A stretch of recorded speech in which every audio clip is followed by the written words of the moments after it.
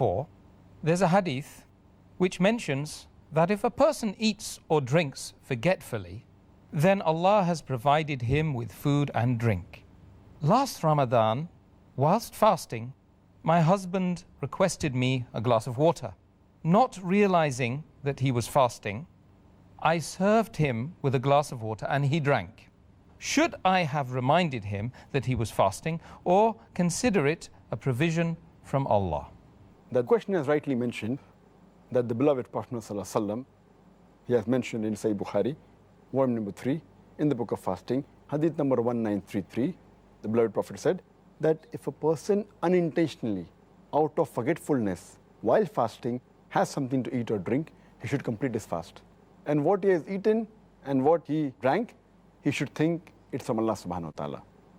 So, but a person who has unintentionally, out of forgetfulness, it is totally valid, he can complete the fast. But here, the husband has forgotten. The wife knew it very well. What the wife should have done was, she should have reminded the husband. Because the Quran says in Surah Al-Imran, chapter 3, verse number 110, تَأْمِرُونَ بِالْمَعْرُوفِ وَتَنْهَوْنَ عَنِ الْمُنْكَرِ. Enjoin what is good and forbid what is wrong and believe in Allah. So here, it was the duty of the wife to remind the husband that he was fasting. And Quran says that ta'awun al-birri wal-taqwa, that they help each other in good deeds, goodness and righteousness.